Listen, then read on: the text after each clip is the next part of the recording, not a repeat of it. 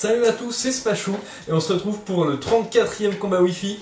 Un combat Wi-Fi que j'ai joué aujourd'hui contre un joueur de jeuxvideo.com et ce joueur m'a demandé de commenter le match, donc c'est avec plaisir que je le fais. Je vais commenter deux matchs comme ça qu'on m'a demandé de commenter. Voilà, donc ça me fait plaisir. C'est parti. J'avais ma team Tempête de Sable, donc composée de Noacier, Méga Tyrannosif, Mélodelphe, Sablero, Hippodocus et enfin Cryptero. Pour lui, sa team se compose d'Amphinobi, de Scorvol, de Muplodocus, de Megascarino, le premier que je rencontre, donc c'est cool. J'ai pu voir un peu ce que ça donnait, ça a l'air assez fort. On a un Crustabri et on a un Noacier également. On va lancer le match sans plus attendre. Je crois que le match est assez expéditif, il doit durer même pas une trentaine de tours. 26 tours, plus exactement. Donc c'est un match assez expéditif, mais qui a tout de même été assez intense et ma foi, très sympa. Je commence avec ma Miss Pointue pendant que lui commence avec son Noacier, qui n'a pas de surnom, franchement. Ces gens qui ne donnent pas de surnom, ça me désole. Donc nous décidons de lancer tous les deux nos pièges de roc, ce qui me convient totalement. Alors lui, il retire son Noacier, il ne va pas avoir d'autres entry hazard. Il envoie son Muplodocus pendant que moi j'avais placé ma première rangée de picots. Parce qu'un Noacier qui pose des picots et des pièges de roc, c'est toujours bon à prendre. Donc ça c'est posé. Donc de la part d'un Muplodocus, je m'attendais à un lance-flamme. Du coup j'ai préféré switcher. Et envoyer mon Mélodelphe. Donc mon Rose des Sables. Mon Mélodelphe Rose des Sables, voilà, qui encaisse bien le lance-flamme de ce Muplodocus. Donc il récupère avec les restes, je récupère également avec les miens.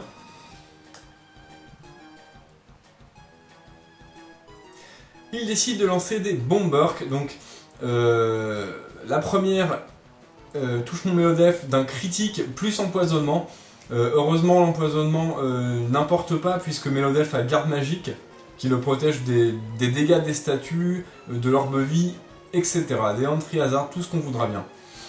Donc je décide de lancer un pouvoir lunaire histoire d'affaiblir son Muplodocus, tout simplement. Je pensais qu'il allait switcher, mais il s'avère qu'il a Bomberk. Voilà. Donc il lance une Bomberk. Je décide de lancer un vœu pour régénérer mon Mélodelphe.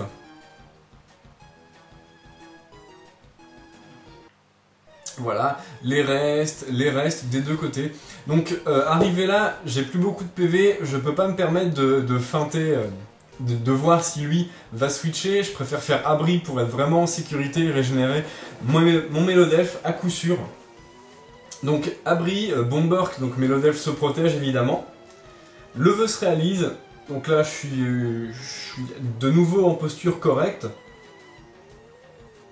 Les restes nous régénèrent tous les deux. Il décide de continuer à spammer les Bomberk, puisque c'est super efficace, il a tort de se priver. Donc il a bien raison. Je décide de lancer un autre vœu, ce qui va me permettre d'avoir un tour pour attaquer le tour suivant avec un pouvoir lunaire. Donc les restes régénèrent nos deux Pokémon. Son Muplodocus est quasiment retourné full vie. Il décide de switcher et d'envoyer son Noacier pour encaisser le pouvoir lunaire. Donc il se blesse un petit peu sur les pièges de roc, un peu plus sur les picots. Ah, j'avais décidé de switcher, d'envoyer mon Tombstone Tyrannosif. Bon, la tempête de sable est enfin sur le terrain. Le vœu se réalise, ce qui ne sert quasiment à rien, puisque j'avais mal anticipé ce switch, et je décide de re-switcher sur mon Noacier, mon propre Noacier, Miss Pointue, qui représente et qui va pouvoir tout simplement poser d'autres entry hazard. Il se prend un méga fouet qui résiste, il résiste x4, donc c'est tranquille. Épine de fer qui touche son Noacier, casque brut qui touche son Noacier, ça fait beaucoup de dégâts, un quart de la vie. C'est le but de mon équipe, en tempête de sable, comme je l'ai dit plusieurs fois sur mes vidéos, c'est de faire le plus possible de dégâts résiduels. Il envoie son Amphinobi, j'avais anticipé ce switch en lançant tout simplement une Vampirène. qui va me permettre de placer des picots tout en résistant assez bien à ses coups, puisque à chaque tour je vais récupérer un peu de vie, lui va en perdre avec la tempête de sable. Tout ça c'est très bon à prendre. Voilà. Donc je suis quasiment full vie. Je décide de switcher, d'envoyer mon Melodelph tout simplement pour voir ce que ce Amphinobi réserve. Et j'ai bien fait puisqu'il lance une puissance cachée et devient de type feu. Donc cette chose possède puissance cachée feu, ce qui est très gênant pour mon Noacier. Donc j'ai très bien fait de switcher et de jouer sécurité. Je pouvais pas me permettre de perdre Noacier qui pouvait encore placer des rangées de picots et qui pouvait blesser au casque brut. Il est très important dans cette team. Donc la Vampigraine régénère un peu mon Melodelph, les restes également. Il décide de switcher, de retirer son Amphinobi parce que c'est une bataille qu'il ne gagnera pas. Il envoie son Crustabri qui s'empale bien gentiment sur les pièges de roc et les picots. Donc je sais que les Crustabri sont quand même très prévisibles. Donc j'avais lancé un vœu évidemment dans son switch. Donc les Crustabri sont quand même des Pokémon qui sont quand même très prévisibles, on commence à bien les connaître. On sait qu'ils sont là pour faire exuviation et frapper avec multi-coups, même si personnellement je préfère le set défensif avec tour rapide, pico, pic toxique et tout ce qui s'ensuit. C'est une question de choix, je suis plutôt old school là-dessus. J'aime bien les sets un peu à l'ancienne. Donc je décide de lancer un pouvoir lunaire pendant que lui a fait exuviation, pardon, j'ai du mal à prononcer cette attaque. Et évidemment, il se fait complètement défoncer puisque pouvoir lunaire stabé plus une baisse de défense spéciale, bon, il peut pas encaisser. Donc on a un Scarino. Donc là, je savais pas encore que c'était sa méga évolution. Je décide tout simplement de switcher et d'envoyer mon bac à sable qui n'a pas encore beaucoup servi décidément et qui sera probablement capable d'encaisser une de ses attaques.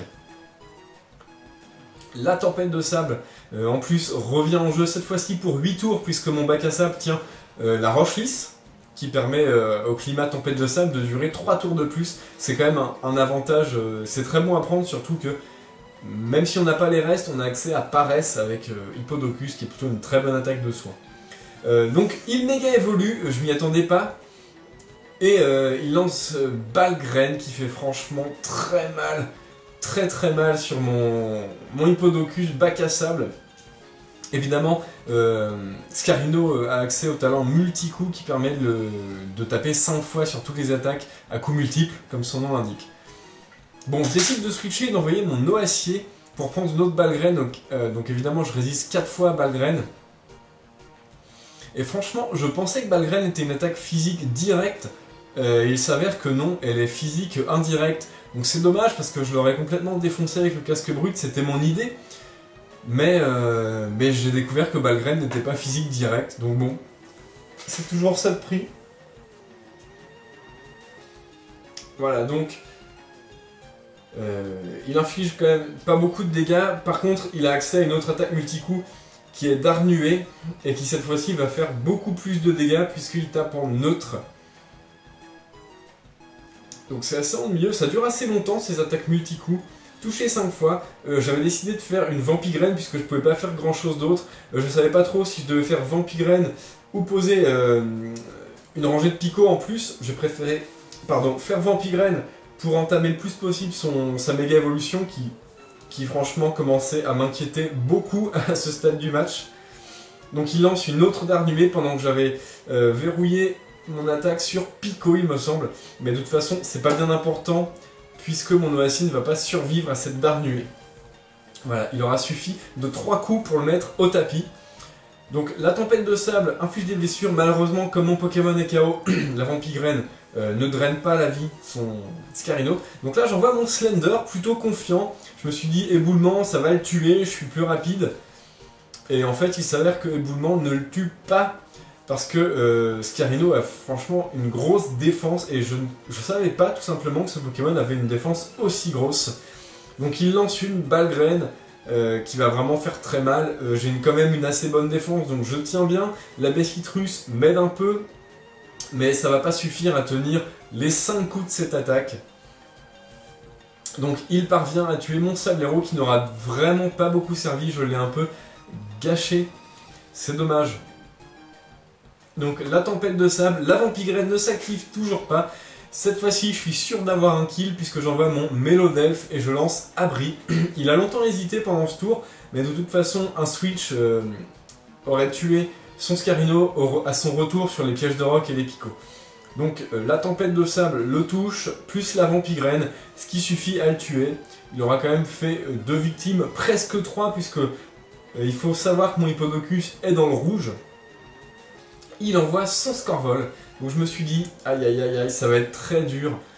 Il s'avère que son Scorvol a un set offensif, donc c'est plutôt cool, ça change carrément des Scorvols très chiants auxquels on a le droit avec abri, parfois ils ont même abri et atterrissage. Bon, il a quand même accès à l'orbe toxique, plus le soin poison, ce qui est tout à fait compréhensible puisque ça régénère beaucoup de points de vie. Voilà, donc j'avais quand même lancé un pouvoir lunaire avant qu'il finisse mon Mélodelfe avec un séisme stabé plus une danse lame, donc plus 2 en attaque. J'envoie mon antique, je lance une lame d'air. J'ai été un peu bête sur ce tour parce que j'ai switché récemment ma Balombre pour un laser glace et j'ai complètement oublié, j'ai préféré lancer lame d'air, j'ai complètement occulté le laser glace qui aurait été beaucoup plus safe puisque 100% de précision et super efficace x4. Bon, une petite erreur de ma part mais qui m'a pas handicapé puisque la lame d'air a suffi. Avec l'orbe vie, ça fait quand même assez mal. Alors j'envoie mon bac à sable sur son Amphinobie. Franchement là c'était en sacrifice pour lancer la tempête de sable et le finir avec les dégâts de la tempête. Donc lui avait décidé de lancer Vibre Obscur, donc qui se débarrasse, qui met au tapis mon Hippodocus assez facilement. Et la tempête de sable ne le tue pas puisque c'est l'orbe vie qui s'en charge. Voilà, donc son Amphinobie est écarté, il reste son Muplodocus. J'envoie mon antique. Et je décide de lancer un Choc Psy. J'ai hésité longtemps pendant ce tour à Choc Psy ou Laser Glace, mais je me suis dit que Choc Psy était plus sûr comme Muplodocus a une défense spéciale énorme. Je pense que Laser Glace non stabé aurait fait moins de dégâts. Il lance un tonnerre avant de mourir sous le coup de la tempête de sable qui fait rage sur le terrain et qui défait son Muplodocus. Donc c'est son dernier Pokémon, Noacier. Est-ce qu'il va réussir à faire le match? Il y a peu de chance, il s'empale sur les picots et les pièges de roc. Je décide de lancer Atterrissage qui est tout de même très utile sur Cryptero.